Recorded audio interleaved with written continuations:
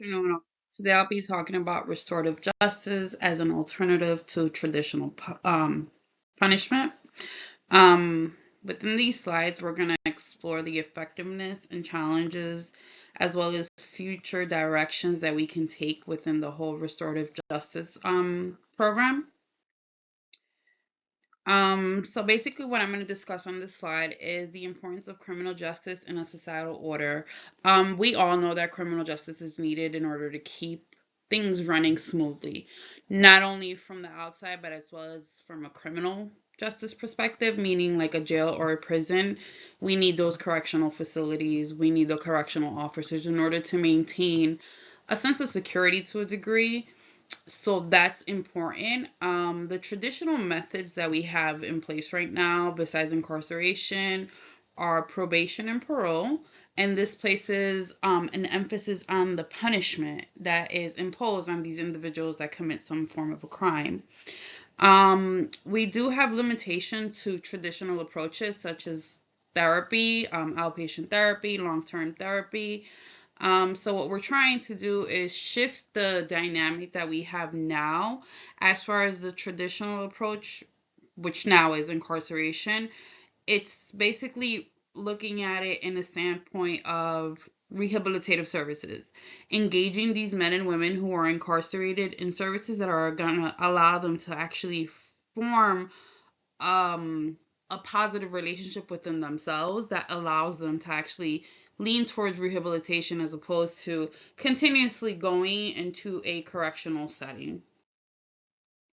So here we're going to discuss what restorative justice is. Restorative justice focuses on repairing harm that's done by crime. This can be focused on victim healing, community healing. What that means, victim healing is pretty much self-explanatory. Anything that has to do with the individual that was part of the crime. It could be a rape victim, a murder victim, anything like that is big. In order to gain this opportunity to have justice take place. Community involvement it's in regards to, having the community where the crime took place actually be involved to also heal. It's not only about the victim, it's also about the community, because if there's murders that take place in one community, everybody falls under this odd like dark cloud, so it's better to have them heal. And offender accountability is huge, because when someone is held accountable and is able to say like, I did this and this is what happened, um it makes the whole recidivism rate reduce, because once they take accountability, they can work on their own internal issues, which is why in the previous slide I spoke about like therapeutic services, which I find to be very important. The methods that can be used is victim and offender mediation, which is essentially sitting the victim and the person involved in this situation together to discuss what has transpired. That's kind of hard in my opinion, because you don't know what transpired. So it could be something that's very hurtful or very sad, and not everybody is open-minded for that. So the goal of this is to establish reconciliation with the victim and the offender, as well as the community. Collective responsibility, which is pretty much everybody understanding what took place, and those that need to be held responsible and liable actually take accountability for what they did. So in this slide, we're talking about historical and notable advocates. One being Nelson Mandela. One of his famous quotes is, "No one truly knows a nation until one has been inside its jails." As everyone knows, this gentleman was incarcerated for years, not only for speaking up, but for other reasons.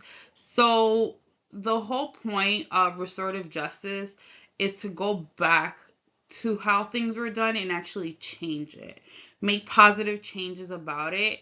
And the main philosophy on this is healing and rebuilding communities. When you heal something, it tends to strengthen the community. When you heal something within you, it tends to strengthen you as a person. So it correlates together. When you heal victim and offender, it rebuilds the trust that at one point was broken. benefits of restorative justice: you reduce recidivism rates, you promote community bonds and cohesions, you foster remorse, and you support the victims in recovery, which basically means that you're supporting the victims who are going through the struggle.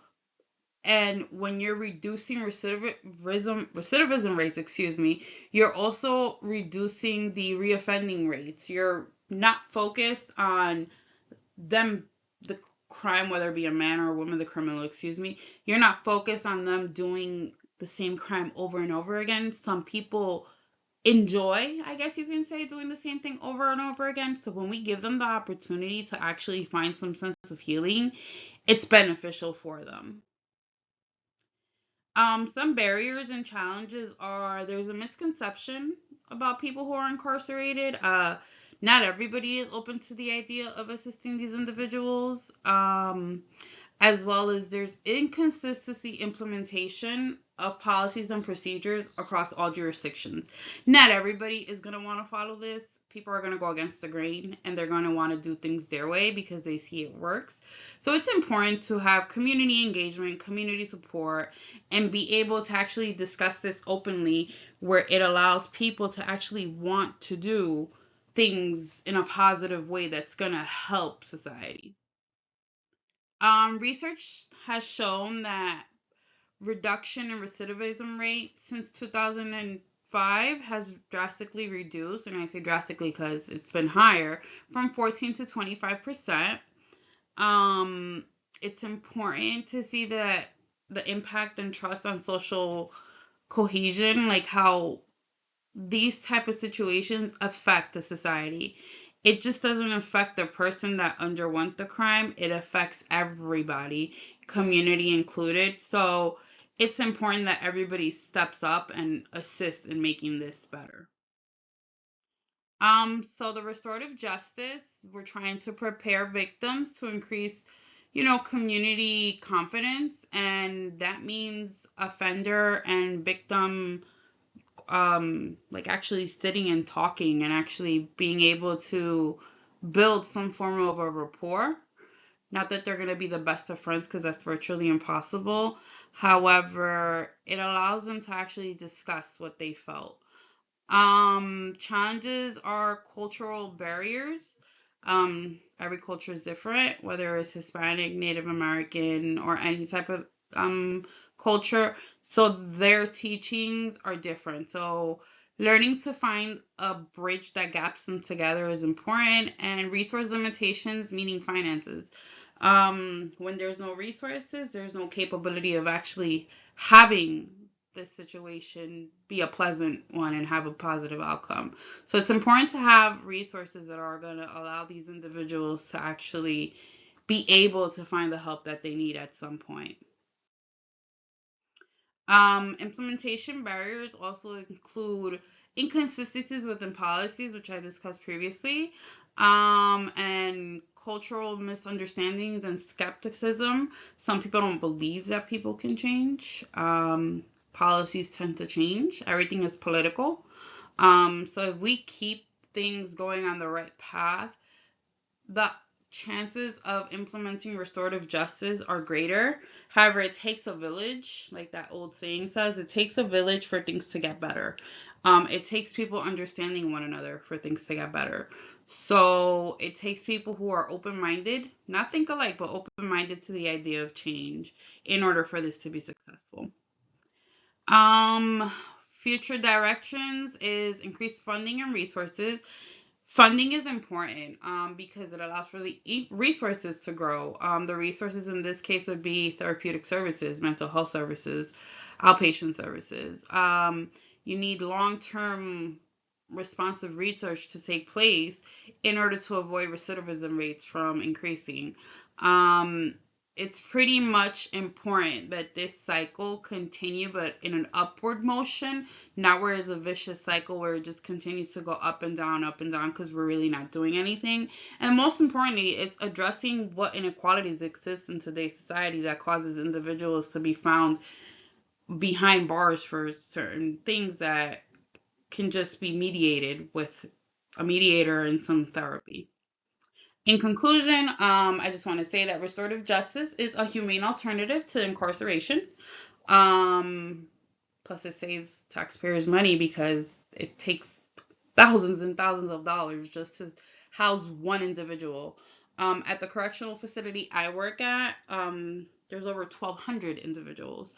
So imagine how much it takes Hudson County residents to actually foot the bill for them.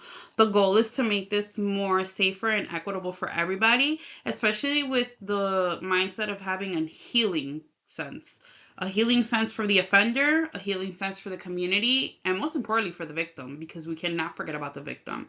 And we also have to think that we need to make these policy reforms with the mindset that the goal is to help these individuals and to make this better and stronger. So I thank you all for your time. My name is Karina Arango, and I hope you enjoyed my presentation. Have a good day.